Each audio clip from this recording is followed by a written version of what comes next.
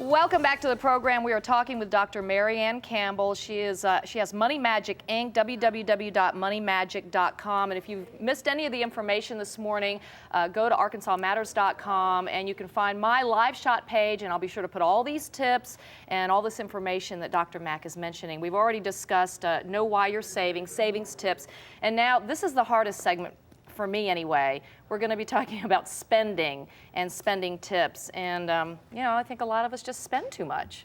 Do you know why? I really believe some of us have a problem that maybe needs some psychological evaluation. It is more emotional. Yes. You know, we know what to do. It's like having the motivation to do it. So knowing why you're spending is really key. And one person that was in a seminar that I often do for corporations came up and said, I had to replace it with something else. When I stopped spending, I started exercising. So she replaced her spending habit of going out. So you need to know why you're spending. So is it a need or is it a want? And look at all the people that are in this credit card debt.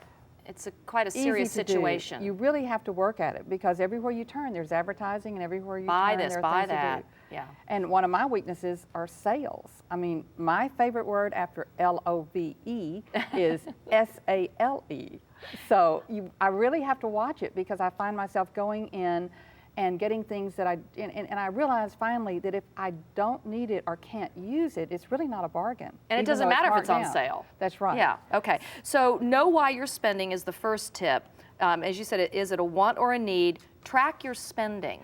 That's a good one because there are many ways to help you track your spending. And you can just go and buy you can get your own notebook and put down what you need and categorize things, or you can buy a budget book. People don't like the B word. It invented fear, but it's really a good guide if you use it as a guide. There's software, Microsoft Money, Quicken, but one thing I want to advise is going to about.com, A-B-O-U-T.com, and it evaluates all the tracking software that's out there. You just put in money management software.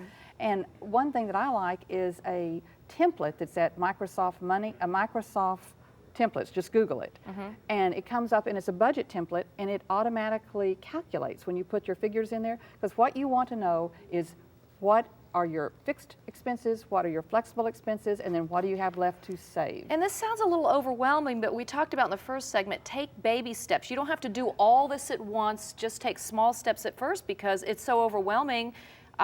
You know, we may have people out there go, I can't do all that's too much. Step number one, become aware of why you're spending, like you're spending, and why you're spending for what you're spending. And this is probably for also developing good habits. Right. Because that log thing, I mean, it sounds good, and maybe people start doing it, but you have it's to make a lot it of work. simple. You have to make it simple. If you have a little green visor and you stay up to 2 a.m., it's not the thing for you, okay?